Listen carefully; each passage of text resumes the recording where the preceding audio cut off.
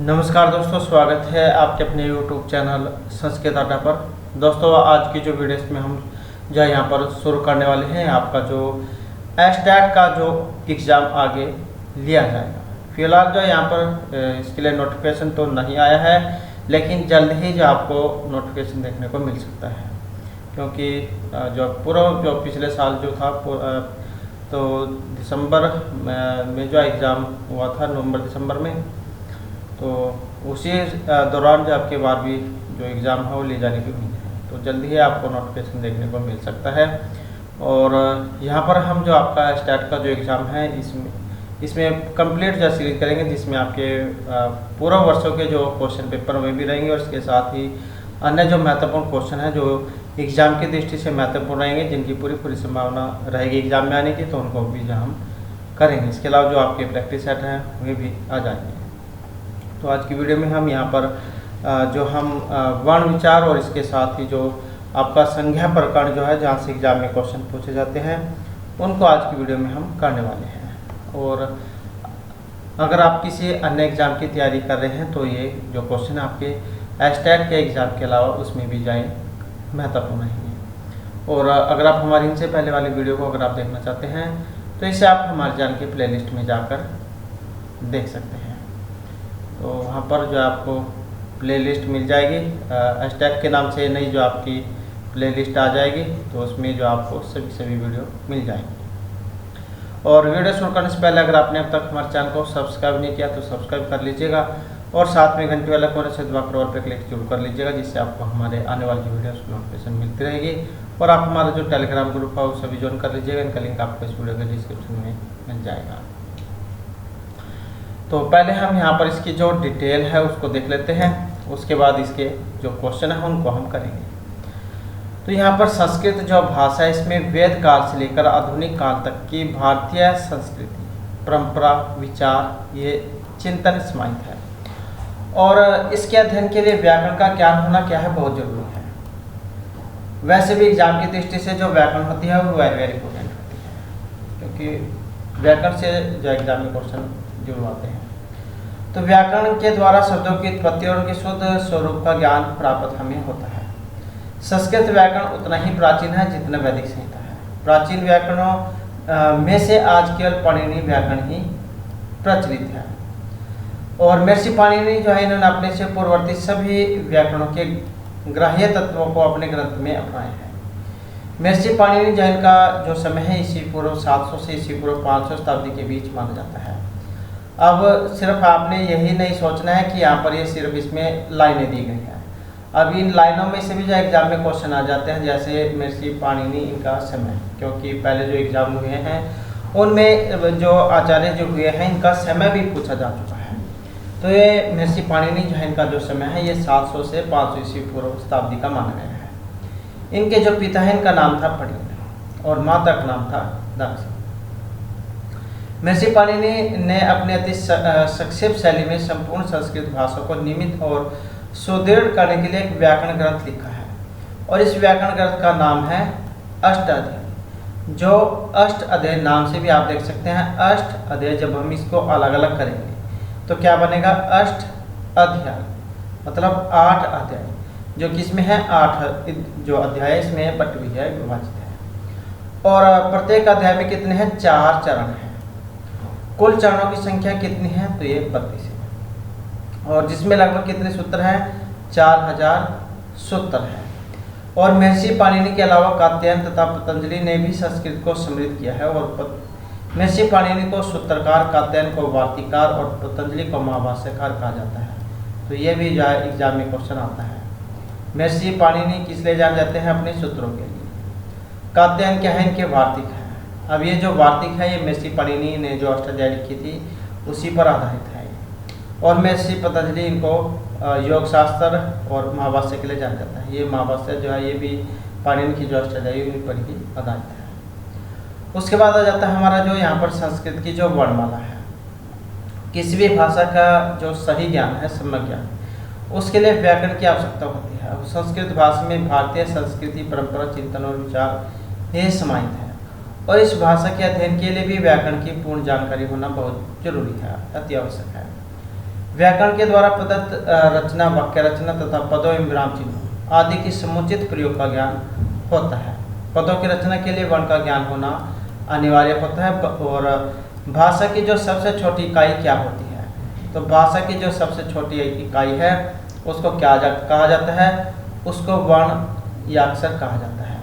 और इन वर्णों का जो समूह है ये वर्णमाला कहलाता है। संस्कृत वर्णमाला में कुल कितने 13 स्वर हैं और 33 व्यंजन। अब वर्ण कितने हैं, ये भी 2 प्रकार के होते हैं। तो ये आ जाते हैं आपके जो स्वर हैं, अ, इ, उ, री, ली और अ, दीर्घी, दीर्घ, री, ए, आई, ओ, औ। तो ये इस प्रकार से आ जाते हैं। इसके अलावा जो यहाँ पर व्यंजन है, और ये जो है यहाँ पर व्यंजन है, इसमें क्वरग हो गया, जैसे आपका क्वरग क ख ग घ ङ कितने हैं, ये 5 है। ऐसे ही च्वरग आ जाता है, च छ ज झ य, ये यहाँ है। ऐसे ट्वरग है, ट ठ ड ढ ण, त्वरग हो गया त थ द ध न, और प्वरग हो गया प फ ब भ म। अंतस्थ वर्ण य र ल व और उष्म वर्ण स स ह। और इनकी संख्या भी एग्जाम में आती है, जैसे उष्म है कितने हैं, 4 है। अंतस्थ कितने हैं, 4 है। और का से मा तक कितने होते हैं, तो ये 25 होते हैं। उसके बाद है यहाँ पर स्वर और व्यंजनों के अलावा अयोग वह वर्णों का प्रयोग भी होता है। और इसके अंतर्गत अनुस्वार, विसर्ग, जीवमूल्य और उपपदमान्य, ये 4 इसमें आते हैं। और ये भी जो है यहाँ पर महत्वपूर्ण है। और एक और जो है यहाँ पर एग्जाम में पूछा जाता है, जो आयोग जो ये यहाँ पर जीवमूल्य और उपपद्यमान्य, इनके बारे में भी एग्जाम में आता है। तो जीवमूल्य हो गए जो का खा होते हैं, आपको आगे देखने को मिल जाएगा इसमें। ऐसे ही उपपद्यमान्य है, जिसमें प फ आ जाते हैं। इन वर्ण का उच्चारण मुख के अलग अलग भागों के सहयोग से होता है। तो यहाँ पर जो है ये उच्चारण बोध वृक्ष के माध्यम से दिखाया गया है, जैसे वाक्य, पद, उसके बाद वर्ण। वर्ण कितने होंगे, तो स्वर और व्यंजन। ये आपके स्वर आ गए, जैसे कंठ, अकुह विसर्जनम जो कंठ होता है, जिनका उच्चारण स्थान हमारे कंठ से होता है, गले से। और इसमें ये वाले स्वर माने गए हैं। इसी प्रकार से यहाँ पर तालु, इचियाशरम तालु जो होता है, ई और ई, मूर्धा, री और दीर्घ, ऋतुसनाम मूर्धा जो होता है। दंत में लिरी आ जाता है, ऋतुसनाम जो दंत होता है। ओष्ठ उपपद्यमान ओष्ठ होता है, उ और उ। कंठ तालु होता है, एदय तो कंठ तालु, ए और आई। कंठोष्ठ होता है, ओदय तो कंठोष्टम, ओ और औ। इसी प्रकार से यहाँ पर इसमें व्यंजन आते हैं, जैसे आपको विसर्जनाम हमने पढ़ा था, अ और आ, और इसके साथ ही कंठ से इनका उच्चारण होता है, जिसमें क्वरक और ह ये विसर्गा भी आ जाती है। ऐसे यहाँ पर इचोसराम तालु था, जिनका उच्चारण तालु से होता है, इसमें ई और च्वरक य और सा ये भी आ जाते हैं। इसमें या नहीं दिखा है, या भी आता है, या और सा। ऐसे ऋतुसनाम मूर्ध है, री, री और र और सा, इनका उच्चारण किससे होगा, मूर्धा से। ऋतुसनाम दंता, तो लरी और जो त्वरक है, त्वरक में जितने आते हैं 5 ता सा दा ना वे वाले, ला और सा, इनका उच्चारण किससे होगा, हमारे दांत से होगा। उपपद्यमाना मोष्ठ उ और जो त्वरक है, इनका उच्चारण किससे होगा, घोष से होगा। ए दय तो कंठा, ए आई और वा, इनका उच्चारण किससे होगा, दंतों से। ऐसे ही कंठ और ओष्ठ है, ओ दय तो कंठोष्ठम, ओ और औ इनका उच्चारण कंठ और ओष्ठ से होगा। ऐसे ही यम गणना नाम नासिका, यम गणना जो होते हैं इनकी संख्या ये 5 होती है, जो हमारी नाक से मुख से बोले जाते हैं। उसके बाद आ जाता है यहाँ पर पद। वाक्य की रचना पदों के सहयोग से होती है, और ये जो पद हैं ये कितने हैं, 2 प्रकार के होते हैं। तो पदों की संख्या कितनी है, 2। अब पद कौन कौन से होते हैं ये भी जानना जरूरी है। तो पद जो है यहाँ पर 2 होते हैं, एक तिगंत और दूसरा सुबंत। अब जो तिगंत है ये क्या होते हैं, जिन क्रियावाची शब्दों के धातु रूप चलते हैं उन्हें हम तिगंत कहेंगे। जैसे गस्ती, पढ़ती, लिखती, इस प्रकार की जो धातुएं हैं, मतलब जो धातुएं हैं उनको हम कहेंगे तिगंत। तिप्तस जी, सिप्तस, मिपवस, मस जो होते हैं इनको कह देते हैं तिगंत। उसके बाद आ जाता है सुबंत। इसमें संज्ञा प्रकरण में आपने एक सूत्र ही पढ़ा होगा, शुभ तिगंतम पदम। सुबंत और तिगंत की पद संज्ञा होती है, तो ये सुबंत है। अब सुबंत क्या है, जिन पदों के शब्द रूप चलते हैं, शब्द रूप, उन्हें हम सुबंत कहेंगे। जैसे राम है, मुनि, बानु, नदी। तो कहने का मतलब है जो भी आपके शब्द रूप होंगे, राम वाले रूप जो है राम के समान जैसे होते हैं, तो उनको कहेंगे सुबंत। जो आपकी धातुएं हैं वे होंगे तिगंत। सुबंतों की संज्ञा सर्वनाम, विशेषण आदि के आदि भेद होते हैं। सुबंतों की संज्ञा सर्वनाम और विशेषण ये आदि भेद होते हैं। उसके बाद जो हमारे यहाँ पर जो संज्ञा प्रकरण आ जाते हैं, संज्ञा प्रकरण में जैसे पहले तो आ जाते हैं शीर्ष सूत्रों को ही महेश्वर सूत्र कहते हैं। महेश्वर सूत्र कौन से होते हैं, जो अयुण, रिल, रिक, एवं, एव, छवरट, लण, यमगणम, झव्य, गड़गस, जब, गड़दस, खप, छटर, चटतो, कप्यं, सस्सर और ह, जो ये माने गए हैं। तो इनकी संख्या कितनी है, 14 है, और महेश्वर सूत्र इनको कहा गया है। और इन्हीं से प्रत्याहार बनते हैं। प्रत्याहारों की संख्या कितनी है, 44 है। एग्जाम में आपको ये सारे देखने को मिलेंगे। और आचार्य जो वरदराज हैं, जिन्होंने ये लिखी थी लघु सिद्धांत कौमुदी, उन्होंने 42 माने थे। वैसे 44 है और उन्होंने 42 माने थे। अब प्रत्याहार संज्ञा करने वाला सूत्र, तो प्रत्याहार करने वाला जो सूत्र है ये आदिर अंतेन संहिता है। त्रिमुनि में कौन कौन आते हैं, तो व्याकरण संप्रदाय से इनका संबंध है, और वेरी वेरी इंपॉर्टेंट है जितने भी हैं यहाँ पर संज्ञा प्रकरण वाले। तो यहाँ पर इसमें देखें तो महर्षि पाणिनि, कात्यायन और जो ये पतंजलि है, जिनको वरुचि भी कह देते हैं, ये इन्हीं के साथ जुड़ा हुआ है। इसके साथ पाणिनि, कात्यायन जिनको वरुचि कह देते हैं, और महर्षि पतंजलि। तो ये 3 मुनि हैं,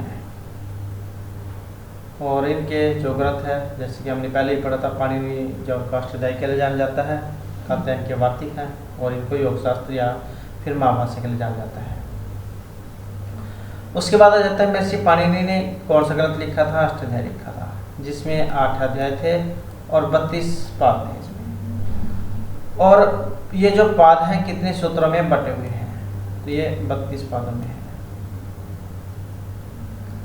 अष्टाध्यायी में सूत्रों की संख्या कितनी है, तो ये एग्जाम में आपको इतनी भी देखने को मिल सकती है, या फिर 4000 आपको देखने को ये मिल सकती है। वैसे 4000 की ज़्यादातर देखने को मिली है, तो 4000 आप देख लेना। उसके बाद आ जाता है सूत्र।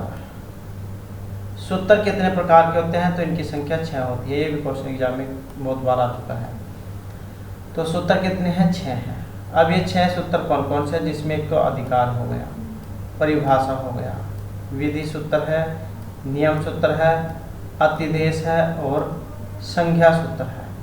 तो इस प्रकार से ये जो सूत्र इनकी संख्या 6 होती है। किन्हीं आचार्य के मत के अनुसार 7 प्रकार के ये माने गए हैं, लेकिन एग्जाम में ज़्यादातर जो है 6 ही देखने को मिले हैं। तो कुछ ही आचार्य जिन्होंने 7 माने हैं, लेकिन ये 6 बताए गए हैं। जिसमें ये सातवां जो है निषेध सूत्र उसको माना गया है, जो क्या है निषेध करता है। उसके बाद आ जाता है महर्षि जो पतंजलि है। पतंजलि को शेष नाग का अवतार माना जाता है और इन्होंने महाभाष्य लिखा था। महाभाष्य जो इसमें कितने हैं 8 अध्याय माने गए हैं और किसमें है आनिक है, जिनकी संख्या 85 मानी गई है। एक का शब्द से में ज्ञाता सप्रयुक्त है स्वर्ग लोके च कामरूप होती। तो ये पंक्ति है जो महर्षि पतंजलि में महाभाष्य में लिखी है। उसके बाद है ऊर्ध्व मूलम अधः शाखम अवस्थम प्राहुर अव्यय छंदांसी यस्य प्राणानि। तो ये किसमें गीता में कहा गई है, किसमें 15वें अध्याय। उसके बाद आ जाता है कात्यायन। तो ये जो महर्षि कात्यायन है इनके द्वारा क्या लिखे गए हैं वाक्य। वर्ण समामनाएं व्याकरण को कहा गया है और प्रत्याहार कितने हैं 42। सूत्र के अधूरे अर्थ को पूरा करने वाले हैं वार्तिक। ये वार्तिक जैसे आपने लघु सिद्धांत कौमुदी पढ़ी होगी तो उसमें जैसे सूत्र होते हैं उनके आगे तो संख्या लिखी हुई होती है। संख्या इस प्रकार से आपने लिखी हुई दिखाई देखी होगी। लेकिन कुछ ऐसे भी हैं जो जहाँ पर ये संख्या नहीं होती उनके आगे इस प्रकार से वाह आपने लिखा हुआ दिखाई देखा होगा। तो ये वार्तिक हैं। तो सूत्रों के अधूरे अर्थ को पूरा करने वाले हैं वार्तिक। प्रत्याहार सूत्र में ह अणा वर्ण का 2 बार उच्चारण किया गया है। किसका ह और अणा का 2 बार ये प्रयोग में आया है। और अंत में व्यंजनों की इत संज्ञा करने वाला जो सूत्र है कौन सा है तो ये हलंत्यम है। उपदेशांत्यम हलित्स्या। उद्देश्य में आएंगे धातु सूत्र गण आदि वाक्यलिंग अनुशासन। उपदेश में कौन से आएंगे धातु सूत्र गणादि वाक्यलिंग अनुशासनम आगम प्रत्यादेश उपदेश और प्रकृति का। तो ये आ जाएंगे। उसके बाद है उपदेश में स्वरों की संज्ञा करने वाला सूत्र कौन सा है तो ये वाला है उपदेश से अनुनासिक। ये सारे आपके संज्ञा प्रकार में आए हैं। उपदेश में स्वर की संज्ञा करने वाला सूत्र उपदेश से अनुनासिक। विद्यमान की आदर्शन संज्ञा करने वाला सूत्र तो ये है आदर्शनम लोप है, आदर्शन संज्ञा करेगा ये। उसके बाद है प्रसक्त का अर्थ क्या है। प्रसक्त का अर्थ लिया गया है विद्यमान। प्रसक्त से आदर्शनम लोप संज्ञा। तो यह प्रसक्त का अर्थ यहाँ पर विद्यमान से है। उसके बाद आ जाता है इत संज्ञा का फल। इत संज्ञा का फल होता है लोप हो जाना। नेक्स्ट है इत संज्ञा होने पर उसका लोप करने वाला सूत्र कौन सा है। सूत्र है तस्य लोप है। ये क्या करेगा लोप करेगा इत संज्ञा होने पर लोप। उसके बाद है हर्ष और दीर्घ प्लुत संज्ञा करने वाला सूत्र कौन सा है तो यह ओ कालो आज हर्ष और दीर्घ प्लुत है। हर्ष और दीर्घ और प्लुत संज्ञा ये करता है। हर्षव क्या जिनको बोलने में कम समय लगे। दीर्घ हर्षव हो गए जैसे अ हो गया या छोटी का देते हैं जिसे हर्षव। तो क्या करती है कि जिनको बोलने में कम समय लगे। दीर्घ हो गए जो इनको बोलने में हर्षव से ज़्यादा समय लगे जैसे अ हो गया दीर्घ ई दीर्घ उ। तो इस प्रकार से है। और प्लुत हो गए जो इन सब से ज़्यादा समय जिनको बोलने में लगता है। ओम आपने देखा होगा लिखा होगा। तो कुछ इस प्रकार से जो होता है वो इस प्रकार से। तो ये प्लुत में आता है। उसके बाद है तालु आदि के ऊर्ध्व भाग से निष्पन्न या उत्पन्न अच या स्वर की उदात्त संज्ञा करने वाला जो सूत्र है कौन सा है तो ये ऊंचे उदात्त है। ऊंचे उदात्त ये क्या करेगा ऊपर के भाग की तालु आदि स्थानों के ऊपर के भाग से निष्पन्न होने वाले अच या स्वर की उदात्त संज्ञा करेगा। क्योंकि ये ऊंचे मतलब ऊपर के भाग की करेगा। तालु आदि के ऊपर के भाग की कौन सी ऊंचे उदात्त सूत्र। और ये जो नीचे अनुदात है ये उदात था ये है अनुदात। नीचे मतलब नीचे के भाग की तालु आदि के अधोभाग से उत्पन्न होने वाली अचीय स्वरों की अनुदात संज्ञा होती है। सूत्र है ये वाला, नीचे अनुदात है। ये एग्जाम में आपका आता है उदात संज्ञा करने वाला सूत्र, अनुदात संज्ञा करने वाला सूत्र। उसके बाद है सर्वदर्शन संग्रह के रचयिता कौन है? माधव आचार्य है। स्वर जैसे कि हमने पढ़ा 13, अब इसमें अच कितने हैं? 9 है। और अच कैसे पता लगा? जो जैसे प्रत्यार है उसके अंतर्गत चार वाली। उसके बाद है जिस वर्ण में उदात और अनुदात दोनों वर्ण धर्म मिले हों वहां पर सवरित संज्ञा करने वाला सूत्र कौन सा है? तो समाहार है, सवरित है, ये वाला सूत्र है। जिस वर्ण में उदात और अनुदात दोनों वर्ण धर्म मिले हों। उसके बाद आ जाता है अनुनासिक संज्ञा करने वाला सूत्र, मुख नासिका वचनों अनुनासिक है। ये सूत्र है जो क्या करेगा? अनुनासिक संज्ञा करेगा। उसके बाद आ जाता है मुख और नासिका से उच्चार्यमान शब्दों की अनुनासिक संज्ञा करने वाला सूत्र। मुख नासिका वचन नासिका है। मुख और नासिका से उच्चार्यमान शब्दों की अनुनासिक संज्ञा होती है। उसके बाद है जो अनुनासिक वर्ण है, यमगणम, जैसे हमने सूत्र पढ़ा था, यमगणम नासिका जो हमारे नाक से बोले जाते हैं। तो संख्या कितनी होती है? 5। कौन कौन से हैं? यम, ग, न। तो इनकी संख्या ये 5 होती है। 1 2 3 4 5 ये संख्या है। उसके बाद आ जाते हैं जो अ उ, इनके भेद कितने होते हैं? इनके 18 भेद होते हैं। री के कितने होते हैं? ली के होते हैं 12 भेद। री के कितने होते हैं? 30 भेद। ये इनको मिलाकर है 30 भेद। 18 और 12 30। ए आई ओ औ इनके कितने भेद हैं? 12। संधि अक्षर कितने होते हैं? 4। ए आई ओ औ। समान अक्षर कितने होते हैं?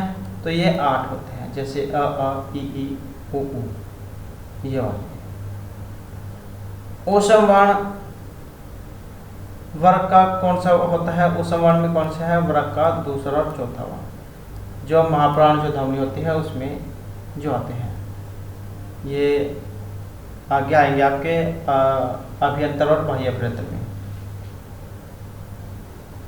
तो अभ्यंतर प्रयत्न 5 है और बाह्य होते हैं 11। तो जो अभ्यंतर प्रयत्न है जिसमें सपृष्ठ, ईसद सपृष्ठ, विवृत, ईसद विवृत और समृद्धि आ जाते हैं। और जो ये महाप्राण है ये बाह्य प्रयत्न में आते हैं, जिनकी संख्या 11 होती है। विवार, श्वास, अघोष, अलप्राण, महाप्राण, उदात्तम, दात, संधि। तो इनकी संख्या 11 है, उसी में से है महाप्राण। इसमें वर्ण का दूसरा चौथा ये अक्षर आएगा, इसमें आएगा दूसरा चौथा वर्ण। उसके बाद है रक्तवर्ण, रक्त संज्ञक वर्ण। ये भी एग्जाम में पूछा जाता है कौन कौन से होते हैं।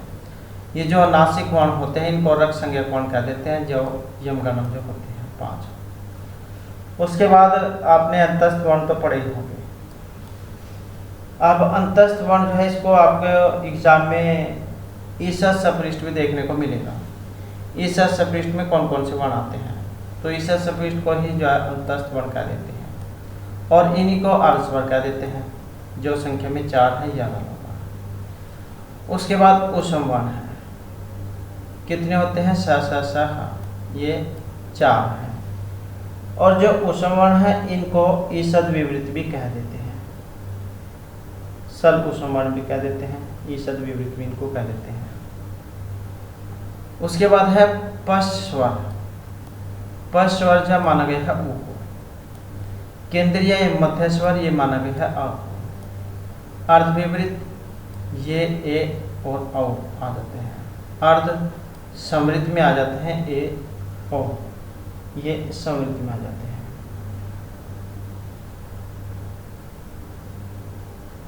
और एक और आता है यहाँ पर समृद्ध, ये तो अर्ध विवृत ए ओ, ए और आई औ हो गया औ। अर्धसमृद्ध में ए ओ हो गया। अगर एग्जाम में खाली जा समृद्ध हो, ये वाला समृद्ध, तो इसमें आएगा हर्षवा। हर्षवा कौन सा, जो ये एस वाला जो होता है, ये वाला, तो ये आएगा इसमें समृद्ध में। उसके बाद आ जाता है जो लुंठित है। लुंठित जो है इसमें आ जाता है रा। लुंठित वर्ण कौन से होंगे, इसमें आएगा प्रकंपित अर्थात रा। उसके बाद है ताड़न जाति या फिर जो उत्क्षिप्त वर्ण है, इसमें जो आ जाते हैं ड ढ, ये आ जाते हैं ड से डमरू, ढ से ढ। उसके बाद है तालु और अभ्यंतर प्रथम जिन वर्णों के समान होते हैं उनकी कौन सी संज्ञा होगी, उनकी स्वर्ण संज्ञा होगी। तालु और अभ्यंतर प्रथम जिन वर्णों के समान होंगे। सूत्र जैसे तुल्य प्रथम स्वर्ण, स्वर्ण ग्राफ सूत्र है। तालु और अभ्यंतर प्रथम जिन वर्णों के समान हों उनकी क्या होगी, स्वर्ण संज्ञा। सूत्र कौन सा है, तुल्य से प्रथम स्वर्ण। उसके बाद आ जाता है जो मध्य सिद्धांत कौमुदी जो है, इसके रचयिता वरदराज दीक्षित। लघु सिद्धांत कौमुदी ये भी लिखी है वरदराज दीक्षित की। सिद्धांत कौमुदी ये भट्टोजी दीक्षित की है। उसके बाद है हर वर्ण का जो पांचवा वर्ण अपने अपने वर्ग के उच्चारण स्थान तो ग्रहण करेगा लेकिन नासिक्य भी कहलाएगा। हर वर्ग का जो पांचवा है, सबसे लास्ट का जैसे क ख ग अंगा, अंगा बाद वाला है, तथा ना जो बाद वाला, प फ ब भ मा जो बाद वाला है। तो हर वर्ग का पंचम वर्ण अपने वर्ग का उच्चारण स्थान तो ग्रहण करेगा लेकिन नासिक्य वर्ण भी है, यम गणम जो होते हैं। उसके बाद है संस्कृत वर्ण जो वर्णमाला, इसमें वर्णों की संख्या कितनी है, तो ये 63 और 64 इसमें मानी गई है। और उसके बाद ये आ जाते हैं यहाँ पर यतन या फिर प्रयत्न कह सकते हैं। कितने प्रकार के होते हैं, तो ये 2 प्रकार के हैं जिसमें आभ्यंतर और बाह्य आ जाते हैं। आभ्यंतर प्रयत्न कितने हैं, तो ये 5 होते हैं। आभ्यंतर प्रयत्न इसमें आ जाते हैं सपृष्ठ, ईसद सपृष्ठ, विवृत, ईसद विवृत और समृद्ध। सपृष्ठ मतलब का से मा तक जो होते हैं, का से लेकर मा तक जो होते हैं, इनको कह देते हैं स्पृष्ठ, स्पर्श वर्ण। उसके बाद आ जाता है ईसद सपृष्ठ, जिसमें अंतस्थ वर्ण जो होते हैं य, र, ला, ये वाले आ जाते हैं, जिनको अंतस्थ व्यंजन कह देते हैं। उसके बाद जो विवृत है, विवृत में जो आपके स्वर हैं वे वाले आ जाते हैं, तो इसमें क्या आएंगे, जो स्वर है। उसके बाद आ जाता है जो ईसद विवृत है, इस विवृत में आ जाते हैं जो ऊष्म वर्ण है, स, स, आ, ये वाले आ जाते हैं। और उसके बाद है समृद्ध। समृद्ध में आ जाता है जो हर्षव आ जो होता है, ये ऐसा आकार का जो बन होता है, ये वाला। तो ये आ जाते हैं 5 अभ्यंतर में। उसके बाद आ जाता है जो बाह्य प्रयत्न है। बाह्य प्रयत्न कितने हैं, तो ये 11 होते हैं। तो यहाँ पर इनके बारे में आगे बताया भी गया है। तो यतन और प्रयत्न कितने हैं, 2 है। अभ्यंतर बाह्य, अभ्यंतर कितने हैं, 5 हैं। बाह्य कितने होते हैं, 11 है। ये सपृष्ठ वर्ण हो गए क से 25 तक। ईसद सपृष्ठ ये 4 हो गए, या लवा। ईसद विवृत हो गए स, सह, और विवृत हो गए जितने आपके स्वर हैं, और समृद्ध में आ जाता है हर्षव आ। उसके बाद जो है यहाँ पर ये बाह्य प्रयत्न है जो 11 है, जैसे विवार, समास, अघोष, संवार, नादघोष, अलप्राण, माप्राण, उदात्त उदात्त, समूह। तो ये विवार, समास, अघोष है, वर्ग का पहला, दूसरा और स, ये वाला।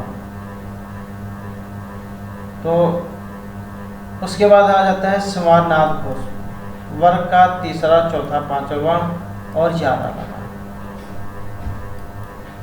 और जो अलप्राण है, अलप्राण जिसको बोलने में कम समय लगे, पहला, तीसरा, पांचवा वर्ण इसमें आता है, और 11 लगा। महाप्राण जिनको बोलने में अलप्राण से ज़्यादा समय लगे, तो इसमें दूसरा, चौथा वर्ण आ जाता है, और जो सर प्रत्याहार है स, ये वाले इसमें आ जाते हैं, और उदात्त उदात्त समूह ये वाले। तो इस प्रकार से इनकी संख्या 11 है। ये जीवा मूल्य जो है उसमें आ जाते हैं क ख, ये वाला जो चिन्ह है इस प्रकार से आपको ये क ख जीव मूल्य में देखने को मिलेंगे। और एक आ जाता है उपपद्य मान्य, इसमें आ जाता है प। उसके बाद आ जाता है उदित, कितने हैं 5 हैं। कौन कौन से, जो क्वरक चवरक त्वरक पोरक जो होते हैं, को छोटू तो को भी को कह देते हैं, या क चाटा प भी कह देते हैं, क्वरक चवरक त्वरक त्वरक पोरक भी को कह देते हैं, जिनकी संख्या 25 होती है। तो इसमें उ की इत संज्ञा की जाती है, इसलिए ये उदित कहलाते हैं। तो क्या है इसमें उ की, ये जो उ जो है इनकी, इसमें उ की इत संज्ञा होगी, इसलिए ये उदित है। उसके बाद है उदित संज्ञा करने वाला शब्द, तो यह है अनुदित सवर्ण से चाप होते हैं। नेक्स्ट है यहाँ पर वर्णों के अत्यंत समीप की क्या होगी, संहिता संज्ञा होगी, वर्णों के अत्यंत समीप का होने का। और सूत्र कौन सा है संहिता संज्ञा करने वाला, तो यह पर सन्निकर्ष संहिता, ये सूत्र है जो क्या करेगा, संहिता संज्ञा करेगा। वर्णों के अत्यंत समीप की संहिता संज्ञा होती है, और सूत्र है पर सन्निकर्ष संहिता। और जो संहिता ये किसको कहा जाता है, ये कहा गया है संधि को, तो संधि का दूसरा नाम संहिता है। अचों के व्यवधान से रहित 2 या 2 से अधिक व्यंजनों की संयोग संज्ञा होती है। तो अचों के व्यवधान से रहित 2 या 2 से अधिक व्यंजनों की क्या होगी, संयोग संज्ञा। अब आ जाता है उच्चारण स्थान। उच्चारण स्थान कितने हैं, जो हमने पढ़ा था, तालु नाम था, तो ये वाले, तो ये कितने हैं, 9 जाय बताए गए हैं। और सूत्र हलो अनंतरा संयोग है, क्या करेगा, ये करेगा संयोग संज्ञा। उसके बाद है संयोगांत पद का लोप करने वाला सूत्र कौन सा है, तो यह संयोगांत से लोप है। सुबंत और तिगंत की पद संज्ञा करने वाला सूत्र, तो यह शुभ तिगंतम पदम। सुबंत और तिगंत जो हमने पढ़े थे, धातु शब्द रूप और जो धातु रूप है। अब यह भी क्वेश्चन एग्जाम में आता है, सुबंत कितने हैं, तो इनकी संख्या 21 है। कौन कौन से होते हैं, सु औजस, अम औसस, टाभ्याम भीस, गेम भ्याम भ्यस, गसिभ्याम भ्यस, गसोसाम, गियो सो, तो ये 21 है। विभक्तियाँ कितनी होती हैं, 7 होती हैं। प्रथमा, द्वितीय, तृतीय, चतुर्थी, पंचमी, षष्ठी, सप्तमी। तिगंत कितने होते हैं, तो तिगंत होते हैं 18। तिगंत कौन से हैं, जो आपके धातु रूप जो होते हैं, जिसमें 9 तो प्रश्न पद वाले, 9 आत्मनेपद वाले। प्रश्न पद कौन से हैं, जिसमें तिप तस्जी सिप तस्थ मिप वस मस आ जाते हैं, ये तो है प्रश्न पद के।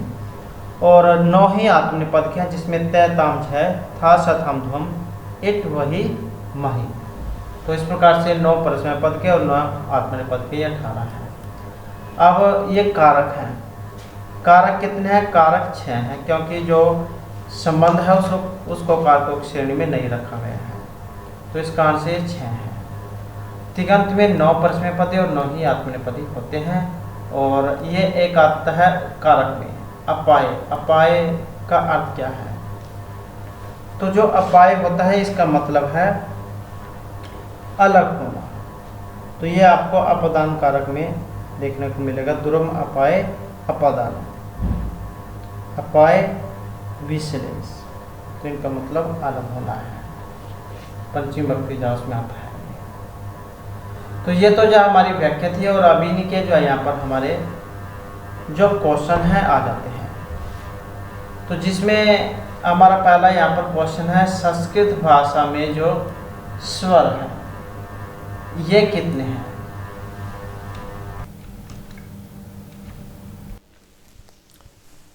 तो व्याख्या हमने जा कर ली है, अब इनके क्वेश्चन है और यहाँ पर देखते हैं आपके कितने जो यहाँ पर मार्क्स इसमें आएंगे। और तो वह आपने जो कमेंट में भी बताना है, आपको भी इसमें कुछ समय दिया जाएगा सोचने के लिए, क्योंकि इसकी व्याख्या हमने कर ली है। तो यहाँ पर क्वेश्चन है, संस्कृत भाषा में जो स्वर हैं ये कितने होते हैं, 11, 12, 13 या फिर 16। तो इनकी जो संख्या कितनी है, ऑप्शन सी 13। नेक्स्ट क्वेश्चन है, संस्कृत भाषा में कितने व्यंजन हैं, 16, 30, 33 या फिर 36। तो कितने होते हैं, 33। उसके बाद है जो कुवर्ग है, इसमें कितने वर्ण होते हैं, 3, 4, 5 या फिर 6। और इनकी जो संख्या है ये कितनी है, तो 5 है। नेक्स्ट आ जाता है अंतस्थ जो वर्ण है, इसमें अंतस्थ वर्ग में कितने वर्ण होते हैं, 3, 4, 5 या फिर 6। तो कितने होते हैं, ऑप्शन रहेगा बी 4। नेक्स्ट आ जाता है ओसम वर्ग में कितने वर्ण हैं, 3, 4, 5 या फिर 6। तो कितने होते हैं, ऑप्शन रहेगा बी 4। नेक्स्ट है महर्षि पाणिनि कौन थे, वैज्ञानिक, गणितज्ञ, ज्योतिषाचार्य या फिर व्याकरणाचार्य। और यहाँ पर हमारा सी आंसर रहेगा ऑप्शन डी वाला। तो कौन है, एक व्याकरणाचार्य है। नेक्स्ट आ जाता है महर्षि पाणिनि का समय माना गया है, ईस्वी पूर्व 700 से 500 ईस्वी पूर्व, 500 से 300 ईस्वी पूर्व, 500 से 700 या 300 से 500 सन। तो महर्षि पाणिनि का समय है, और इनका जो समय है कितना है, तो ये रहेगा ऑप्शन ए में, ईस्वी पूर्व 700 से 500। उसके बाद है महर्षि पाणिनि के द्वारा लिखे ग्रंथ का नाम, अष्टाध्यायी, महाभाष्य, इंद्र व्याकरण या फिर ऋक्तंत्र। तो महर्षि पाणिनि के द्वारा लिखे गए ग्रंथ का नाम क्या है, जो ऑप्शन एक में है, तो ये अष्टाध्यायी है, जिसमें 8 अध्याय हैं। उसके बाद है महर्षि पाणिनि के ग्रंथ में कितने सूत्र हैं, 4, 400, 4000, 6000 या फिर 600। तो सूत्रों की संख्या कितनी है इसमें, और ये है 4000। नेक्स्ट आ जाता है टवर्ग में कितने वर्ण हैं, 3, 4, 5 या फिर 6। जो टवर्ग है, क्वर्ग, चवर्ग, टवर्ग, त्वर्ग, तो सभी में कितने होते हैं, 5। उसके बाद आ जाता है नेक्स्ट हमारा ओसम वर्ण का। ओसम वर्ण है व, ख, या फिर स। तो ओसम वर्ण कौन सा है इनमें, जो यहाँ पर आया है ऑप्शन सी में। नेक्स्ट आ जाता है मा वर्ण। अब जो मा वर्ण है ये ओसम है, स्पर्श है, अंतस्थ वर्ण है, ये इनमें से कोई सा नहीं है। तो मा वर्ण कौन सा है, जो ऑप्शन बी में है, क्योंकि का से मा तक स्पर्श वर्ण ही होते हैं। उसके बाद है टवर्ग का उच्चारण स्थान है, दंत, मूर्धा, ओष्ठ या कंठ। और यहाँ पर आपको ये भी देखने को मिलेगा कौन सा क्वेश्चन स्टेट के एग्जाम में कब आया था। कुछ क्वेश्चन ऐसे हैं जो इसमें नहीं दिए गए, लेकिन वे स्टेट के एग्जाम में आ चुके हैं। तो टवर्ग का उच्चारण स्थान है, तो कौन से वाला है, और इसमें जो रहेगा ऑप्शन सी वाला, ऋतुसना मूर्धा। उसके बाद आ जाता है अ, एम, आ, ये परस्पर है, संहिता, पद, संयोग या फिर स्वर्ण। तो अ और आ ये क्या है, और इनको माना गया है स्वर्ण, ऑप्शन डी वाला। नेक्स्ट आ जाता है ख का उच्चारण स्थान है, दंत, ओष्ठ, तालु या फिर कंठ। ख जो किस में आएगा, क्वर्ग में। तो कौन सा यहाँ पर सी आंसर होगा, ऑप्शन डी वाला, कंठ। नेक्स्ट आ जाता है ओसम वर्ण है, वर्त ओसम वर्ण है, व, प, ह या फिर र। तो ओसम वर्ण है कौन सा, जो यहाँ पर ऑप्शन सी में है, स, स, ह। नेक्स्ट आ जाता है ओ स्वर वर्ण से उच्चारण स्थानम विद्यते, जिह्मूल्यम, कंठतालु, कंठोष्टम या दंतोष्टम। तो ओ जो है ये उच्चारण स्थान है इसका, ये उच्चारित होता है कंठ और ओष्ठ से। उसके बाद आ जाता है लृ वर्ण का उच्चारण स्थान है, कंठ, ओष्ठ, दंत या फिर नासिका से। तो लृ वर्ण का उच्चारण स्थान किससे है, और ऑप्शन जो है हमारा रहेगा सी वाला, लृ तुलसानाम दंतः। नेक्स्ट आ जाता है य वर्ण से उच्चारण स्थानम विद्यते, या का उच्चारण स्थान है, तो कहाँ से है? जो ऑप्शन बी में है, तो ये तालु से है। नेक्स्ट आ जाता है थ व्यंजनस्य उच्चारण स्थानम विदिते, जो था जो है इस व्यंजन का उच्चारण स्थान है। दंतः, कंठः, मूर्धः या तालुः, तो था का उच्चारण स्थान कौन सा है? और जो ऑप्शन ए में है, तो ये दांत है। नेक्स्ट आ जाता है अधोलिखित में मूर्धन्य वर्ण बताएं, जो हमारी मूर्धा से बोला जाता है, कौन सा है यहाँ पर? जो ऑप्शन सी में आया है, री टुरसा नाम मूर्धा। री, द्वर्ग, र और स, इनका उच्चारण स्थान मूर्धा से है। नेक्स्ट आ जाता है वकारस्य, व का उच्चारण स्थान, तो वकारस्य कौन सा है? दंत ओष्ठम, किसमें दिया गया है? जो ऑप्शन बी में है। नेक्स्ट है ईषद विवृत प्रयत्न वर्ण सन्ति, ईषद विवृत और प्रयत्न वर्ण है। अब ये कौन से हैं? और पहले आपको यही पता होना चाहिए जो ईषद विवृत जो है ये किसको कहा जाता है, तभी आपको यहाँ पर पता लगेगा। ईषद विवृत कहा जाता है ऊष्म वर्ण को। अब ऊष्म वर्ण इनमें कौन से हैं? जो ऑप्शन बी में है। नेक्स्ट है स्वरा नाम अभ्यंतर प्रयत्नम, समृतम, विवृतम, ईषद सपृष्टम या फिर सपृष्टम, तो स्वरों का अभ्यंतर प्रयत्न है, क्योंकि प्रयत्न हमने पढ़े थे दो, अभ्यंतर और बाह्य, तो अभ्यंतर प्रयत्न है कौन से? जो ऑप्शन बी में दिए गए हैं विवृतम। विवृत में क्या है? आपके जो स्वर हैं अस्वर वे आ जाते हैं। उसके बाद है निम्नलिखितेषु वर्णेषु ईषद सपृष्ट वर्णः चेतव्यः, तो यहाँ पर ईषद सपृष्ट वर्ण आपने बताने हैं। अब इनमें कौन से हैं? कौन से? ईषद सपृष्ट।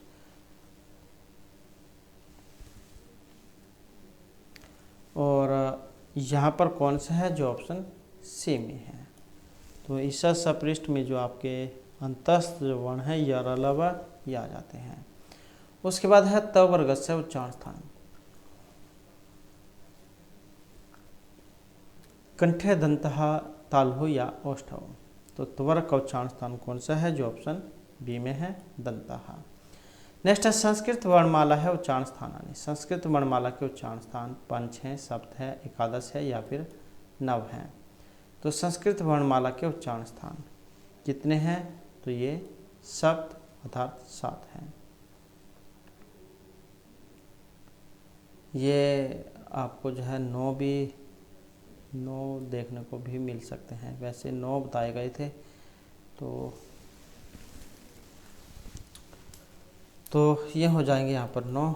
उसके बाद विसर्ग से उच्चारण स्थान, उच्चारण स्थान में विसर्ग का उच्चारण स्थान है तालुः, कंठ, ओष्ठ या मूर्धः, अकुह, विसर्जनम, कंठ है, तो विसर्गों का जो यहाँ पर उच्चारण स्थान है ये क्या हो जाएगा?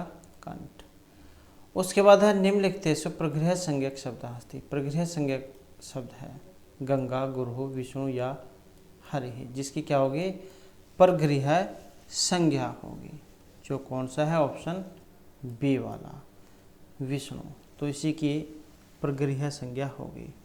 अब हमने जो एकलव्य मॉडल वाले जो प्रैक्टिस सेट जो किए थे, तो उसमें जो हमने पढ़ा था इनके बारे में कि परगृह्य संज्ञा करने वाला कौन सा है, तो उसमें एक सूत्र आया था इद द्वे द्विवचनम परगृह्यम, जो क्या करेगा? परगृह्य संज्ञा करेगा, और प्लुत परगृह्य नित्यम से प्रकृति भाव होगा।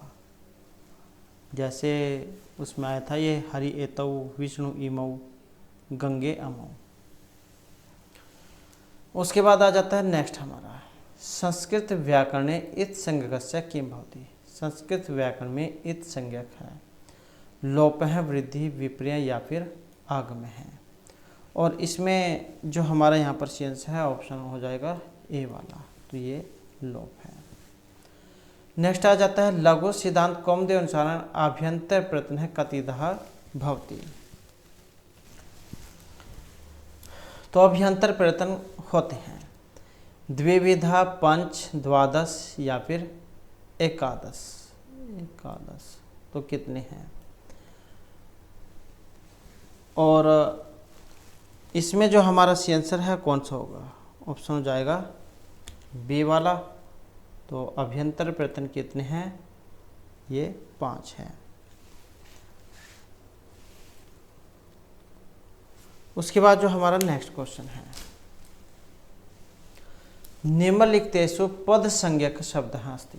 पद संज्ञा करने वाला मतलब यहाँ पर पद संज्ञा हुई है फल, हरि, गुरु या फिर लता की, और इसमें कौन सा है सही, तो जो ऑप्शन डी में दिया गया है तो ये है लता, आकारांत शब्द रूप। नेक्स्ट आ जाता है मधुहरि। जब इसकी हम संधि विच्छेद करते हैं तो मधु प्लस में अरि बनता है। क्या बनता है, मधु, ये वाला इसका बनेगा मधु प्लस में अरि, ये वाला बनता है। तो यहाँ पर संहिता संज्ञक वर्णोस्त हैं। अब इसमें संहिता संज्ञा करने वाले वर्ण हैं, तो ये कौन से हैं। अब यहाँ पर जो इसमें संहिता संज्ञा करने वाले जो हैं ऑप्शन बी में है, क्योंकि मधु में क्या है ऊ है और अरि में क्या है आ है, तो इन्हीं का संधि होगी और ऊ को क्या होगा, अवगुण होगा, या अवगुण होता है, या फिर जो मधु में जो ऊ है ऊ को क्या होगा वाह। इको यणची सूत्र लगता है इसमें, क्योंकि यण संधि जो उसमें आता है ये इको या उको वा, रिको रा, रिको ला जो होता है, तो इसमें जो ऊ जो होगा ये ऊ, इसको क्या होगा वाह होगा। उसके बाद जो नेक्स्ट है, निम्नलिखितेषु संयोग संज्ञा युक्त शब्द हैं। इनमें से संयोग संज्ञा वाला शब्द है जल्द है, यमुनेश है, अम्बुध है या हरीश है। तो यहाँ पर संयोग संज्ञा वाला है कौन सा है, जो ऑप्शन सी में है अम्बुध है। नेक्स्ट आ जाता है संस्कृत व्याकरण लोप है शब्देन वर्णस्य का अवस्था सूचित। लोप से पुनरावर्तनम, आदर्शनम, विकार है या नाश है।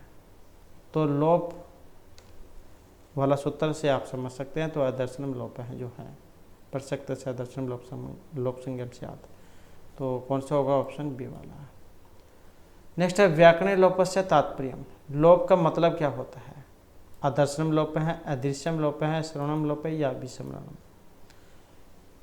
तो लोप का तात्पर्य क्या है, इसका अर्थ है जो ऑप्शन 1 में है आदर्शनम लोप है। वैसे तो लोप जैसे ये व इसमें कह सकते हैं जो का है इसका लोप हो गया, या रा का लोप होना, या मतलब ये जो अक्षर है यहाँ पर यहाँ से गायब हो जाना। तो लोप करने वाला है दर्शनम लोप है। उसके बाद है पाणिनीय संज्ञायाम वर्णानाम संख्या। में से पाणिनि की शिक्षा में वर्णों की संख्या है 26, 27, 32, 33, 40, 50 या 63, 64। तो इसमें जो संख्या जो बताई गई है ऑप्शन डी वाले 63 या 64। नेक्स्ट है में से जो कात्यायन है ये इनके हैं परिभाषा सूत्र हैं, मंत्र हैं, वार्तिक है या फिर सूत्र हैं। तो कात्यायन जो है इनको किस लिए जाना जाता है, इनको जाना जाता है वार्तिक के लिए। नेक्स्ट आ जाता है संस्कृत भाषा में स्वराः सन्ति। संस्कृत भाषा में जो स्वर हैं कौन कौन से हैं, यहाँ पर जो ऑप्शन बी में आए हैं ऐ ऊन री लिरिक वाला री। नेक्स्ट आ जाता है यकारस्य उच्चारण स्थानम। यह जो है इसका उच्चारण स्थान है मुर्दा, ओष्ठ, कंठोष्ठ या फिर तालु, जो आया है ऑप्शन डी में कौन सा तालु। नेक्स्ट है अष्टाध्यायी थी पाणिनि ग्रंथ अध्याय। हाँ अब इसमें अध्याय कितने हैं, जो ऑप्शन ए में है तो कितने हैं, ये 8 हैं। उसके बाद है बाह्य प्रयत्नानि सन्ति चत्वारि, सप्त, एकादश या फिर पंच, कितने हैं, जो ऑप्शन सी में है तो ये एकादश हैं। उसके बाद आ जाता है यम गणनम। तो ये यमगणना जो है व्यंजन नाम उच्चारण स्थानम, किससे होता है इनका उच्चारण, कितने हैं इनकी संख्या 5। उच्चारण कहाँ से होगा, तो जो हमारी नाक है नासिका उससे। उसके बाद है ऋतुषा नाम क्या होता है, मुर्दा है, कंठतालु है, जीव है या कंठ है। यहाँ पर ये सूत्र दे दिया गया है, सूत्र का ही आधा हिस्सा दे दिया गया है और आधा पूछा गया है। तो ऋतुषा नाम क्या होता है, मूर्धा। उसके बाद है उष्म वर्ण नाम कर्म है का। उष्म जो वर्ण है इनका कर्म होता है। अब उष्म वर्ण का कर्म कौन सा है, जो यहाँ पर ऑप्शन डी में है स स स हा। नेक्स्ट है महाभाष्यकार अस्ति महर्षि पाणिनि, पतंजलि, कात्यायन या भट्टोजी दीक्षित हैं। तो महाभाष्यकार इनमें से कौन है, और जो आए हैं ऑप्शन बी में, तो महर्षि पतंजलि ही। उसके बाद आ जाता है पाणिनि व्याकरणे स्वराः सन्ति। महर्षि पाणिनि के व्याकरण में स्वर हैं उदात्तनुदात्त, उदात्तनुदात्त स्वरित, अनुनासिक या फिर दीर्घ प्लोत।